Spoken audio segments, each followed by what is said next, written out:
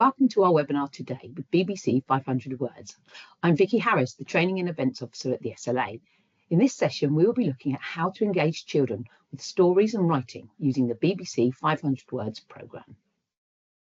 We're going to start with Usman Mullen from the BBC 500 Words Children's and Education. And Usman's going to talk to us about the programme and how it can engage children in stories and encourage their creativity. Over to you, Usman. Thank you. Hi, everyone. Thank you so much for joining us today to find out more about 500 Words. I'm just going to give you just a quick overview about the competition and hopefully it'll help answer any questions that you might have about it. So if we can move on to the first slide, please, if that's okay. So as you're all aware, it is one of the UK's biggest story writing competitions, and it's for children aged 5 to 11. And it's open to children of all abilities and backgrounds. And it's really an opportunity for them to write a story that they would love to read. And one of the great things about 500 Words is that spelling, punctuation and grammar are not marked. So it really is about imagination and creativity. And I think it really does help to foster that love of reading and writing. And it really encourages young storytellers to express themselves freely without having to worry about spelling or grammar. And I think that really does help to foster that lifelong love of literacy, which is very much aligned with the BBC Children's and Education's mission, which is to really inspire and support every child's development. And as part of the submission process, stories need to be submitted by an adult or a teacher or a parent or guardian. They can also be submitted by a librarian, sports club leader or a community group leader. And all the sort of terms and conditions are on our website, but just so you kind of know the key things that in terms of judging the stories, they're always judged on sort of characterization, plot, originality, language and enjoyment. So can we go to the next slide, please? So why is 500 Words important? So it really does, encourage literacy. And I did an evaluation at the end of the competition last year. And what came through in that was 84% of teachers that submitted stories on behalf of students. They felt that their students were more engaged with literacy and writing as a result of taking part of the competition. So that's, hugely gratifying for us to sort of get those results. And there's just a really lovely quote there from one of the teachers that took part, who said, my students have really improved in their creative writing skills since they took part in the competition, especially the ones who are usually quiet in class. So this is encouragement to me as a teacher to help them gain their confidence. And also every story that's entered into the competition is sent to our children's language partner, who is Oxford University Press. And why is that important? Because actually what they do is that all the 500 stories that are submitted, they actually become part of the Oxford Children's Corpus, which is actually a unique database of over 500,000 words that are written by and for children. And this is a really invaluable resource because experts track how the children's language is evolving. It provides really great insights and it helps to shape new educational resources. So actually the competition is part of something much bigger, and it's really helping to shape how English is taught in schools as well as informing the creation of dictionaries and learning resources for children. So please can we move on to the next slide? So just to talk to you a little bit about the prizes, there's a star-packed grand final. It's hosted by none other than Her Majesty the Queen Camilla, and it will be at Windsor Castle this year, which is really exciting. And each winner receives a bundle of books. The gold winners also receive an incredible 500 books for their school library. All the winners receive a framed illustrated cover of their story, which is produced exclusively by some of the top children's illustrators, and we've just announced them on our website last week. There's also a £75 book token which is given to schools who have 50% free school meals or higher that submit any entries. So that is by National Book Tokens. You receive a £75 book token, and every story that is entered, it goes into a random draw, which means that anyone could win books, tickets to the final, and their school will also receive 500 books and a literacy wall art, which will be installed in the school to really help to promote that love of storytelling. Move on to the next slide, please. So many of you will know our judges, and we've got a brilliant panel of celebrity judges who help to they read the top 50 stories and then they decide on who the winners will be. So we've got Selene Henry, Mallory Blackman, Francesca Simon, Charlie Hickson, and Frank Cottrell Boyce, who is the children's laureate for this year as well. So that's our panel of judges. If we can move on to the next slide. And just want to do a quick shout out for volunteer judges. So we are still looking for volunteer judges. So to sign up to be a volunteer judge, you just go to our website, bbc.co.uk/500 words, and you can register your interest there. And to be a volunteer judge, or you can be a library staff, you can be a teacher, you can be a teaching assistant in post or in training, or SEND staff. And it's really our volunteer judges who are the people that help us do that first round of judging, because we get thousands of entries, which means we need like thousands of volunteer judges to help us get through those entries. So we really do rely on our kind of army of volunteer judges to help us do that first round of reading. So it would be great if anyone's interested to sign up for that. And also we do a random draw, so one lucky volunteer judge will get the opportunity to attend the grand final at Windsor Castle. And all you need to do is you need to have a referee just to sign up, just someone that can verify that you can read stories for this particular age group. And usually the commitment is that you'll get a batch of 10 stories to mark, and if you can read any more, then we'll send you more. But yeah, more details on the website. And last slide, please. And just to kind of go back to the Oxford Children's Language Report, all the sort of findings of the one that was done last year are on our website, and some really fascinating results, which give us an understanding and insight about what children are talking about, the sort of celebrities they're interested in, the sort of terminology and language that they're using in their stories. And yeah, so all the details are on our website if you wanted to have a read of that. But yeah, it's just some really interesting things that came through from last year's report. So yeah, just wanted to plug that.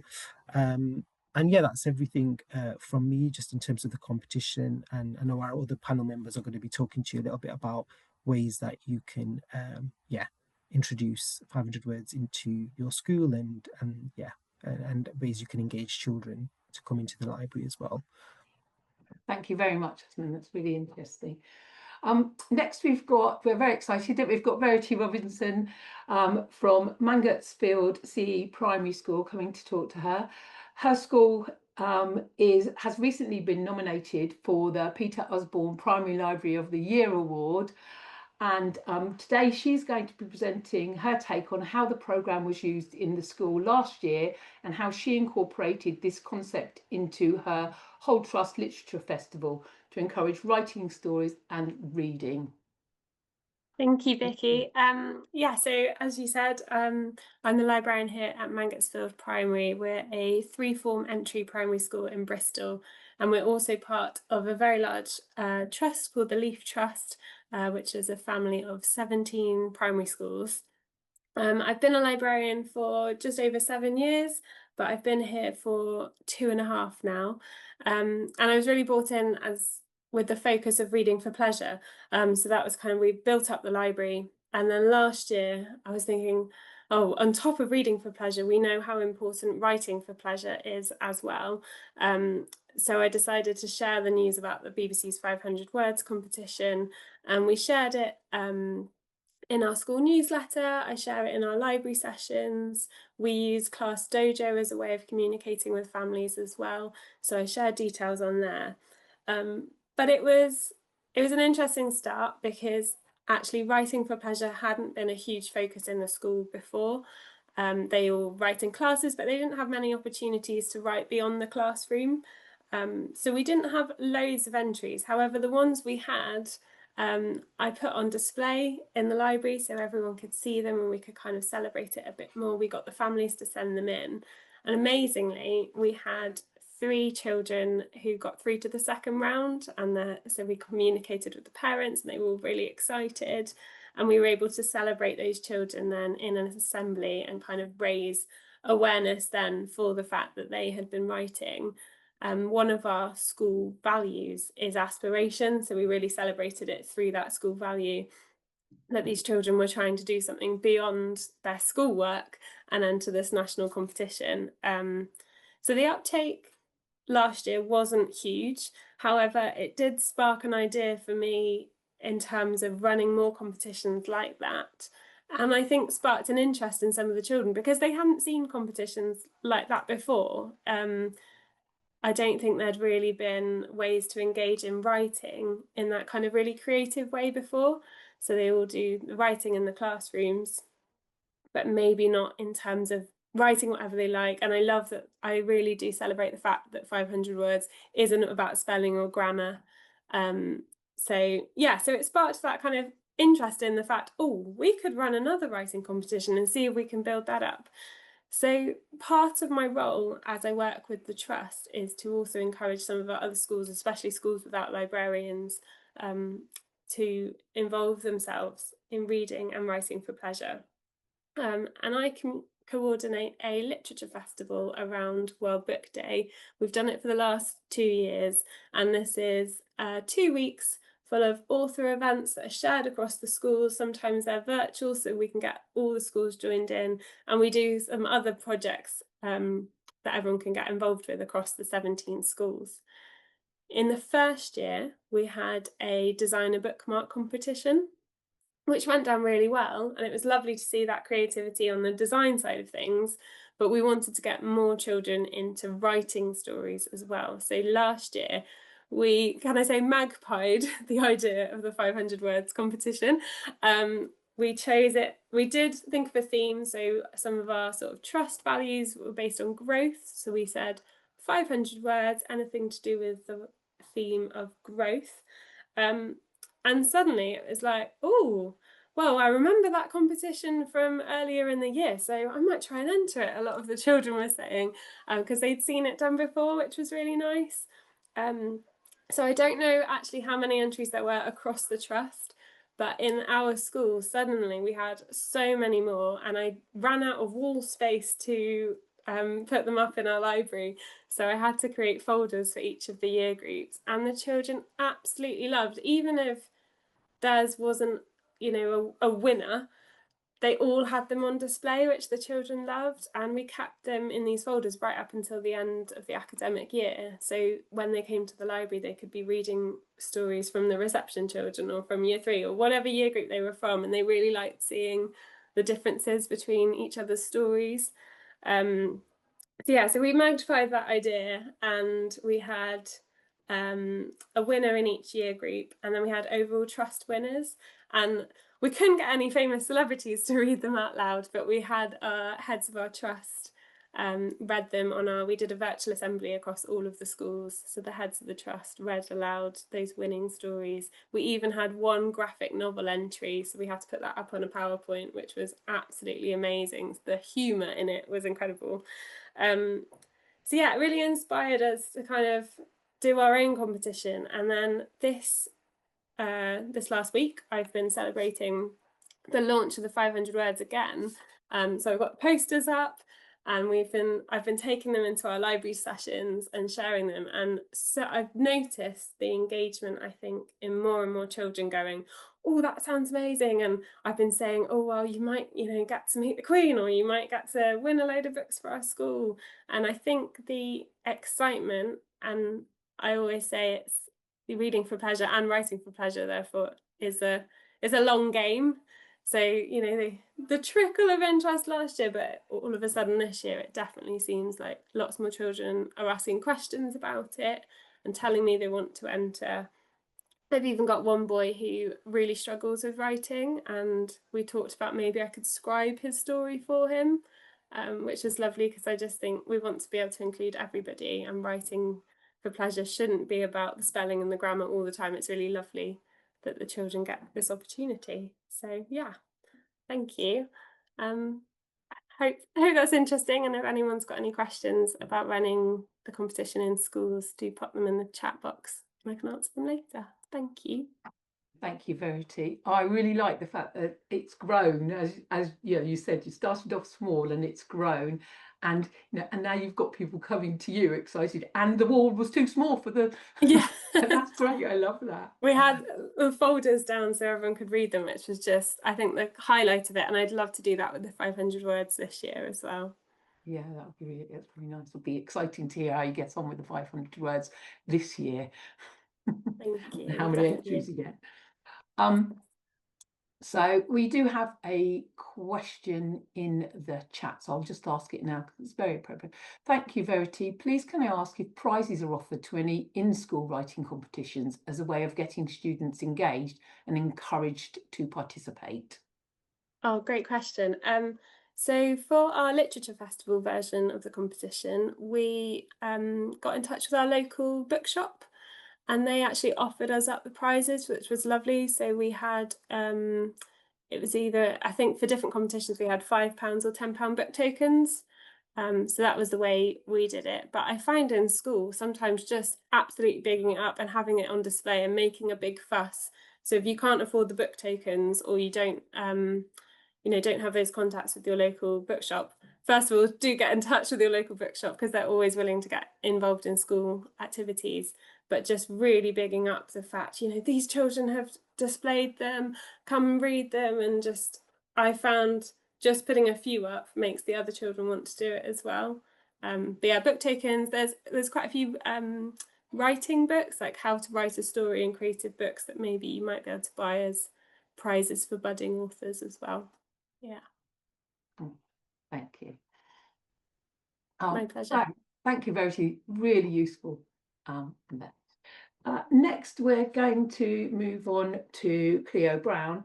Cleo is the Director of the Early Years and Early Reading at EACT, a multi-academy trust representing 38 schools across the UK.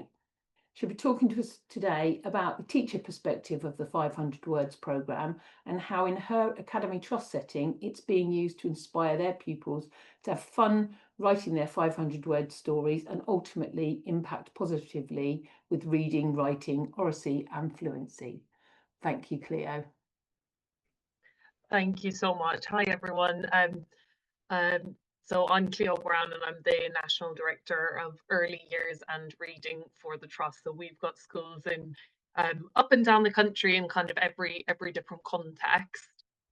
So most of our schools are in more deprived areas. So it's where reading and writing and seeing themselves as authors is just so vitally important to be able to open those doors for them. So reading has always been a really strong focus for us to make sure right from our youngest children that we're giving them those opportunities. And I've always said, learn to read so you can read to learn, because if they don't learn to read, they won't be able to access the rest of the curriculum. So it is always of top priority with us. And how we've introduced the BBC 500 Words. So again, seeing themselves as authors is one of the most important things. They need to be able to see that what they have to say is really important and is really valued, not only by themselves, but by their friends and their family and externally. And that's the point really of the celebrities reading the stories, is because they see that as more worthwhile. So it's really important that the celebration of even putting your ideas onto paper is celebrated, and that by even putting in an entry, even if you don't win, the fact that you've done that is a huge thing and really important. So that's why I really love what Usman was saying about it going to the Oxford Press. I think that's going to be something I'm really going to take away to my schools, to make sure that they share that with all of their children, to say that, oh my gosh, how cool is this? Everything you're writing is being sent off and being analysed. So whether it gets to the final of the competition or not, you've done something incredible, and actually you've really impacted how reading is even taught throughout the whole country, because we understand more about how children are reading and how they're using that to impact their writing. So thank you, Usman, for that. So yes, how we've essentially launched the competition over the last couple of weeks. So it started by ensuring that we get buy-in from everyone. So we've obviously got a lot of head teachers to get buy-in from, and then the reading leads throughout that, and then any librarians that are in there too.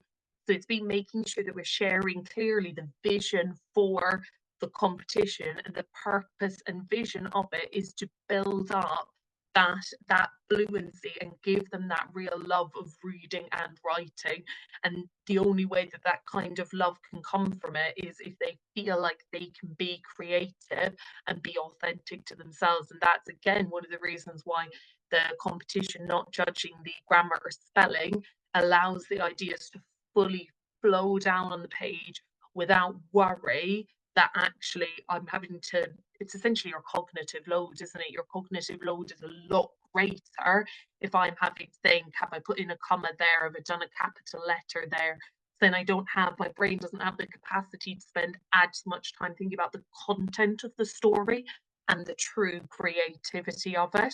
So it's making sure that we make that really, really clear with all of our head teachers and reading leads, so that they know the purpose and the vision behind why we're doing it. So we made sure that as a whole trust, we all got together with the leaders so that we all understood that. And then when we were launching it last year, and our schools did a bit of a variety of how they launched it, but they all were so excited about it. I cannot describe how the buzz and the feeling of the children and the teachers and the senior leaders on getting involved in the competitions at every school that I've been in up and down the country over the last 4 weeks since we've come back to school has been telling me how they're going to implement it. So say, for example, I was in one of our schools in Manchester last week, and they had an author visit, and that author helped them to understand how they can create a character and how they can build on that creativity, and how each one of those children has that ability within them. It just needs to be unlocked by possibly using things around them or what they've seen and what they know to build on to something bigger and greater that they can kind of share with the world, I guess. We made sure that everybody got on the live lesson, so that again they could make sure that they knew all of the kind of the rules, what was being assessed, to make sure that they're clear about their success criteria, essentially. And we've had schools who've launched it as a whole school, so they've essentially been like, regular timetable is out the door for that day. We're going to have one full day that's just dedicated to storytelling, so that all of their ideas are coming to light, so that they can start to write the story in school, and then they can continue it at home to edit it and work on it. But on that note, then we have the thing of, we have to make sure that over the next 6 weeks that we have consistency of returning back to it, to make sure that we keep that momentum alive, essentially. So what our schools are doing is, we've got boards in every school in the corridors dedicated to the 500 words. Some schools have a whole corridor of boards dedicated, where, with children's mind maps are going up there, children's first drafts are going up there, to make sure that all of the children can feel like their work is celebrated because it's put up, but also that they can keep returning returning back to it. We also make sure we have what's called a fluency board throughout the whole trust, which is where all of the reading leads and librarians come together. And one of the purposes of our first board meeting was launching it to make sure that everybody, like I said, is clear about how we're going to continue to return back to it, to make sure that we get really quality entries, and that, like I said, mainly that the children feel really, really celebrated and can see their ideas and their thoughts put down on paper. We've got lots of trust-wide teams networks, and we've got an online kind of trust magazine as such. So we've made sure that we have a big feature and a video in that to bring everyone back to it, to make sure we keep coming back to it. And another way that we're making sure that everybody is celebrated is all of the top 3 entries per school. So we've got 38 schools, so all the top 3 entries per school will be collated, and I'm getting a book printed so that even if they don't go to the final of the BBC, again, they'll be kind of immortalised in print through having a book. And again, that'll be no cost to the school. So you know, we've taken that out of our budget, and making sure that all the children get copies of that book, and the schools do, and that we can share that with them. So, and the anticipation being that year on year we'll get more and more entries, because the children will see what truly it can do for them, and where it can go for them. But essentially, I think I've covered everything. That's kind of our trust-wide approach to how we're launching it. But really, it's a really exciting competition that hopefully will bring a lot of language development and a lot of fluency and just excitement and love of reading, which I know is literally why we're all here. I mean, I don't want to get all like cheesy or anything, but all of my childhood memories are reading stories. It's of either reading on my own. I can remember being in Killarney and being right beside the lake, and it was my place. I would take a book and I'd go and sit by the lake, and it was the one place where my sisters or my cousins or my wouldn't bother me, and I could sit and get absorbed and lost in a book. But again, lots of the children in the context that we serve don't necessarily get that, get the opportunity to do that. So the fact that we can do that for them is really important. But thank you so much for giving me the opportunity to share. Well, thank you, Cleo. Your enthusiasm comes through shining bright. And I think that it's really lovely to hear different perspectives of how the competition is approached in different settings. The way that you talk about it, I can hear that your enthusiasm, and I'm sure that is infectious in your trust. We don't have any questions in the chat at the moment, but if anyone would like to add their questions, comments, anything like that in the chat, I'm going to just say that today I was talking to Victoria Dilley, our current CEO, who said to me that she remembers when she was working as a school librarian, and she said she thinks it was probably back about 8 to 10 years ago.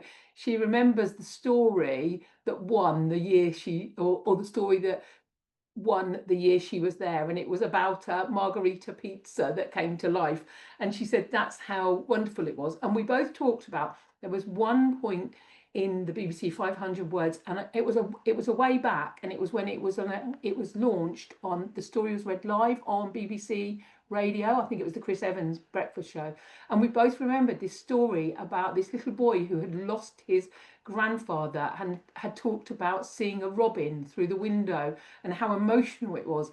And when we're talking about stories from 7 to 11-year-olds and we're remembering them that far back, I think it's that tells how much goes into this, and how the impact that this has on the whole of our sector. So so I really love the competition, and thank you all for your content today.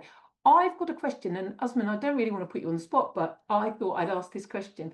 My question's about AI, and I wondered, in this culture that we've got at the moment, and we, with all the children, learning to use these new tools, how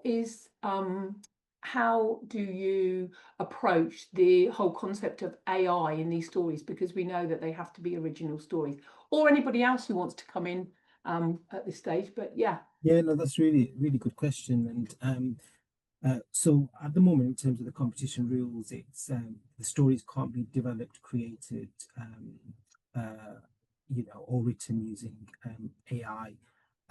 And we do understand that technology is moving really fast, and schools are now actually looking at media literacy and actually wanting children to and now are actually using AI as a way of you know creating ideas, or teachers are using it within their lessons. So we know it's definitely being used in certain schools. And but I think the whole ethos of 500 words is about getting a child to really use their own imagination and use their own kind of individual creativity. So whilst we appreciate that schools and teachers might be using it, I think this is the one sort of opportunity where children don't necessarily have to use technology. It's all about them just using their own imagination and using their own individual voice to tell a story. So I think in terms of kind of our ethos, it's about creativity and originality of voice and ideas. So for that reason, we wouldn't accept at the moment. We wouldn't accept AI, but we do know it's something that schools are looking at. So we probably, for future competitions, we might look at how we can think about AI to support ideas, and how we can offer some guidance around that. But for the moment, it's something that I think we would encourage. Well, it's part of the rules are that you can't use AI. So I think it's just so it just doesn't muddy the water. I wouldn't really encourage anyone to use it even as a tool for just coming up with ideas, because it should just be about the child's own imagination, really. And I'm presuming that there are there's guidance on how to use checkers for AI, how to think about when librarians are putting their stories in. Was there anything for you, Verity or Claire? Was there anything you've done on AI at all? Or sorry if I'm putting you on the spot, please feel free. No, not at all. I thought, to be honest, it was a really good question, because obviously, particularly children who don't have ideas, they, you know what I mean, they can think, well, I'll just use that. But as Usman said, it's just we make it very, very clear that it is against the rules, and actually it's very obvious when a story is made by AI anyway. You know what I mean? You're not going to get any of the grammar mistakes, the things like that children will inevitably make. But the purpose of the competition and the vision for it, I hope I'm not speaking out of turn here, Usman, is creativity and is uniqueness that you cannot get through using AI. That's the reality, and I want our children to feel like their voice matters and their story matters. So if a child did do it and I needed to speak to them about it, I would be very much saying, I don't care about what ChatGPT says. I care about what you say. You're the one that has this amazing story in your brain that needs to be unlocked, not a computer. So it's about turning it around to make them feel more valued. Because actually, if you accept that, then what you're saying is ChatGPT just says it better than you. Yeah, I love that, and I think that's one of the things that comes across and anybody who's get a chance to watch those last year finalist videos on the website, they're fabulous, because all you can see, the children are just excited about that they could use their imagination, that spelling and grammar for once didn't matter, and I think that's where this whole AI is going to fix all of those things, but we don't care about those things, we care about your ideas. So I think that, yeah, that's a lovely part. Anything you'd like to add, Verity? I mean, Cleo, you worded it so well. I think really pushing and promoting the fact that it's not about spelling or grammar, because I think some children worry that they're not able enough or to produce something that, you know, AI might be able to produce, but just like Cleo said, focusing on the fact it's all about their imagination and creativity. Luckily, I haven't come across anyone using AI so far. But yeah, that's a really good point, I think, that you've made already, that just telling them that actually we want their stories are the important ones, and in the end that's what will make them feel special and make them want to take part, not that they're trying to use technology as a way to get around it. So yeah. It's very interesting. This question actually didn't come from me, it came from somebody else who asked me this before the session, and it was, is the competition appropriate for children with special needs, and has anybody had any experience of working with children with special needs within the competition? Yes, from a BBC perspective, it's absolutely, you know, open to you know, any child, and that's, you know, that's why we kind of say, you know, it's, you know, write a story you would love to read. So you know, when it comes to SEND, absolutely, and we've actually thought about this quite a lot in terms of our resources as well. So we always, all the kind of learning resources that are on our website, we recently did a 5-story hacks that Beano produced for us. And we worked really closely with them about actually ensuring that those are all suitable for SEND children. So yeah, it's definitely something we think about, and also try and, you know, ensure we've got that support and the resources available on our website for SEND children. And also we've got a lovely video on our website actually from a teacher that works with a lot of SEND children as well. So it's worth listening to, watching that, and he kind of shares you know, tips and guidance around that as well. So we shared that video as part of our launch as well, to make sure that it was an inclusive competition right from the beginning. So even if you know, didn't have children in your class who might need to different scaffolds to access it, that everyone is having the same information, and that whether your story comes from you physically typing it, or whether it comes from a talk to type app that gets your ideas captured in a different way, that it's all about the creativity and the story that comes kind of from within. So we have in all of our schools children with some significant special needs, and some you know, different range of needs all competing in, and like I said, just using apps to help them, as in, like I said, a talk to type app, or whether it's with a teacher or a teaching assistant or librarian kind of scribing for them. We just make it clear on the entry that it was scribed, or that it was, just because, like I said, with the spelling and the grammar would obviously be better if it was scribed by an ad. I say obviously, maybe not. I mean, we have some incredible children out there who probably are more eloquent than I am, but Thank you, Claire. I think we've got a question around posters. If you don't mind, I'm just going to share my screen, because just so people. Shall I just read the question out, Asmin, so that people can see? Yeah. I would like to promote this at my school, and I would like to volunteer as a judge. Verity mentioned the event poster. Can you let me know where I can find this to print it, as it does not appear to be immediately available on the website? Thank you. Yeah, so I'm just going to show you, if everyone can see my screen.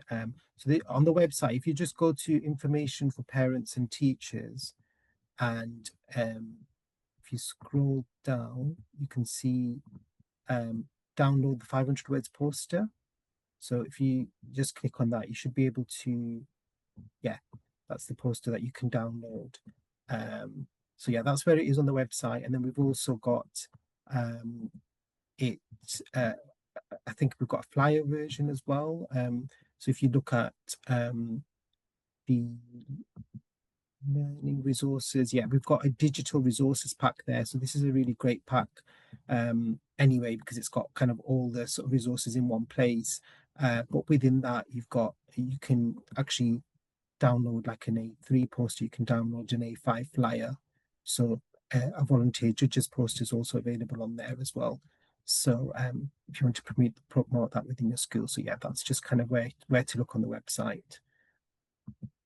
Thank you, that's really useful. And can you just reiterate how people could sign up to be considered to be a judge, please?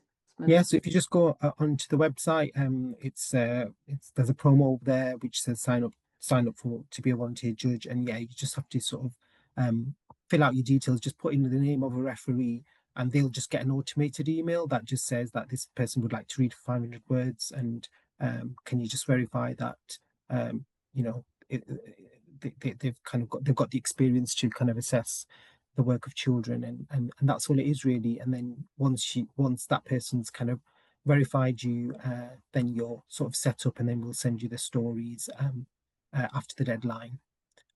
So yeah, all the details are on our website. Okay, firstly, I'd like to say thank you to all of the speakers today. It's been really useful, very insightful, and I'm sure it will spur people on to get involved.